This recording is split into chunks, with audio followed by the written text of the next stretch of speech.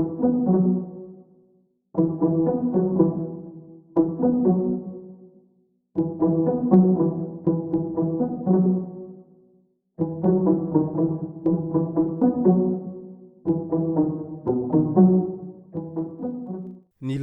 i Lalatiana tao amin'ny pejiny tao manoloana ny savorovoro-ndresaka izay miparitaka etseroa amin'ilay hoe resaka halabato maketsy makaroa gaga ihany ny tenako ho izy tao anatin'ny pejiny tao raha vantany vao nahita sinandre fa resaka halabato zay no voizin'ireo mpomba any Marc Ravalomanana sy ny antokotima tamin'ity herinandro ity ho izy raha vantany vao nivoaka ny fironam-bokatra vonjomaika indrindra fa ho any Antananarivo renivohitra ho izy ka ny fantenina napetrany tamin'izay fotoana izay rehefa iza no mitarika dia tsy mitombona ilay halabato ary rehefa iza no mitombona ilay halabato ka ny pitsopitso ny mahakasika an'izay no fakafakaina amintsika ato anatin'ity video ity ka manasantsika rehetra anaraka an'ity video ity hatramin'ny farany azadino ny milaiky ny video antsika ary tsaro voatrany ny miabone amin'ny chaîne antsika mba ahafahanareo manaraka tsy tapaka ny video zay lefa isan'andro eto tsy ampiandrila moa isika fa avy hatrany tonga de vavany ndao ary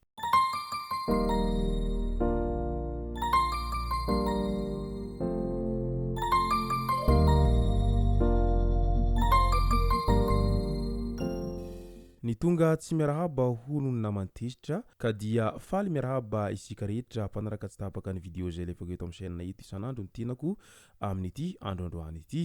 araky ny fanatsipoko teream-piandohana dia ny mahakasika ny fanao ankehitriny Lalatiana no tena iompanantsika ato anatin'ity video ity fa milohan'izay dia tsara ihany ny ahafantarantsika anireto manaraka ireto ny voka-pifidianana ben'ny tanàna vinavinaina hivoaka mpahabe maso mialohan'ny fetin'ny Noely ho avy izao ny voka-pifidianana kominaly vonjomaika isaky ny faritra rahantety-andro izay napetraky ny seny teny am-piandohana tany Betania Tanambao toliara voalohany bilete tokana vitsivitsy efa voamarika meloha amin'ny anaran'ny kandida iray no sarona tamina vehivavy iray ny tolakandro ny fifidianana iny ary fantatra fa nisy foko tany an-toerana ihany no nanome an'izany biletin tokana izany no amafisiny Andriamatoa Serge Vital kandida ho ben'ny tanàna fa heloka bevava izao zava-misy izao ka tokony handray andraikitra avy hatrany ny seny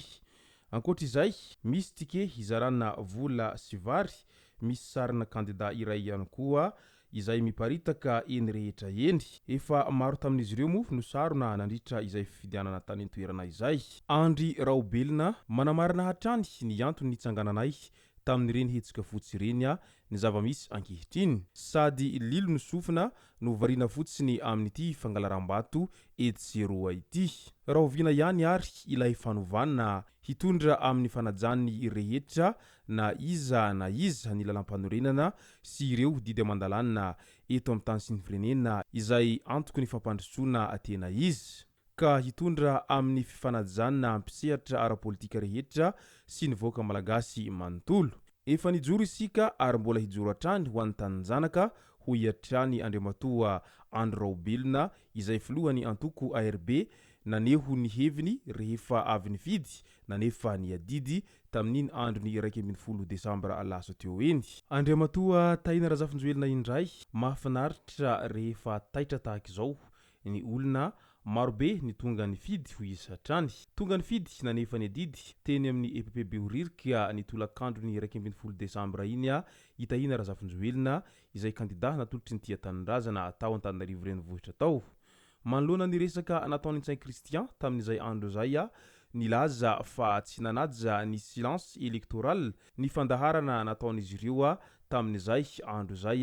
nanazava ity kandida ity fa efa amin'ny fotoana farany no nivoaka ny ordonnance feno fahadisoana ka fomba hoana moa no tsy hitenenana amin'izay ho izy tsy nisy resaka hoe fidio koa tamin'izay ary tsy kandida iray no tao fa maromaro ho hiatrany ny fanazavana mbola naneho ny heviny ihany koa iteny razafinjoelina manoloana ireo tsy fanarahan-dalàna maro izay niseho nandritra izay fifidianana izay ny tombona tanteraka ny ahiahy momba ny tsy fahatomombanana marobe sy fikasany ratsy hangalabato tamin'iny fifidianana iny. Ny raha nahita hatramin'ny marainan'iny androny 12 Desambra iny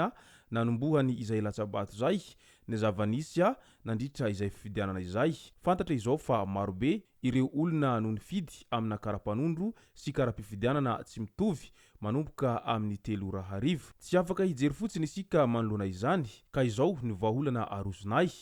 mitsangana mijoroa ampitovio foana ny karapanondro sy ny karapifidianan'ny mpifidy ho antsika mianakavy. Efa misy sary sy video ireo tompon'andraikitra mitady tsy hanaiky izany ary misy proof fa maro ny efa nanaiky midika izany fa azo antoka izay proof rehetra mivoaka eo. Nanehony heviny ihany koa ikoty lila maitsoambo izay fantatsika tsara mo izany ikoty lila maitsoambo zany amin'ny fahaizany mitsikera ny zavamisy ao an-tanindrazanao amin'izao fotoana izao. Tsy ary nisy tahaka an'izao hatramin'ny 80 taona isaky ny fifidianana ho isatrany raha nanehony heviny. Isaky ny fifidianana izay dia hosoka amin'ny lisy-pifidianana omena sy zarana vola ny atsiroa mbola tsy ary nisy izany raha tsy tamin'izao fitondrana izao ho isatrany.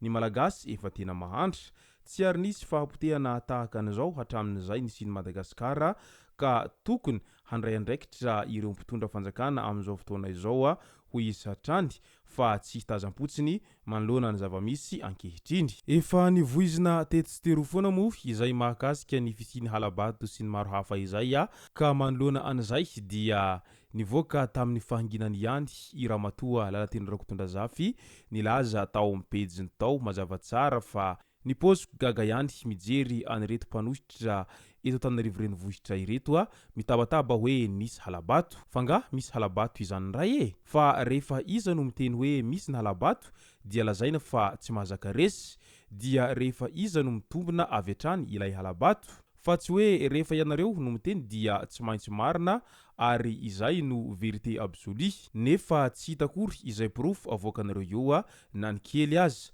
fa rehefa ny hafa dia lazaina fa tsy azo raisina sady tsy mitombona na dia zavotany aza ny proof navoaka teo. Izany tokoa ange ilay hoe aza mba manao vaindraha lahy tsy maharary midika izany rehetra izany fa mbola tadidiny Lalatiana Rakotondrazafy ihany ny zavatra izay nahazo azy nandritra ny fifidianana sombamboaka farany teo izay nitranga tany afaratsio mo izay resaka fifidianana izay hatrany ny eo amin'ny hoe olana nisy teo aminy sy kandida iray tao faratsio izay kandida lany tamin'izany fotoana izany mo ary niteraka resabe ny amin'ny hoe halabato hosoka sy ny fanambatambazan'olona andeha hifidy an'ilay kandida ny faninana aminy tamin'izay fotoana izay fa rehefa nandeha mo izay fanadiadina sy ny maro hafa ary ireny proof isan-karazany tonga teny amin'ny CNI sy ny HCC ireny dia mbola nivoaka mpandresy ihany ilay kandida ny faninana aminy tamin'izay fotoana izay ka resy nanoloana izay mo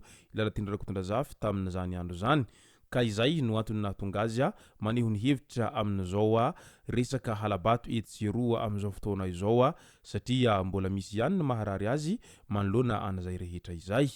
Izay sy zay mo no masaka azona roso tao anatin'ity video ity tomboko lasy tomboko vavy misaotra antsika rehetra nanaraka an'ity video ity hatramin'ny farany. Aza dino ny milaiky ny video antsika ary tsarovy hatrany ny miabone amin'ny chaîne antsika mba ahafahanareo manaraka tsy tapaka ny video zay lefa isan'andro eto. Tomboko lasy tomboko vavy mankasitraka dia mirary soa.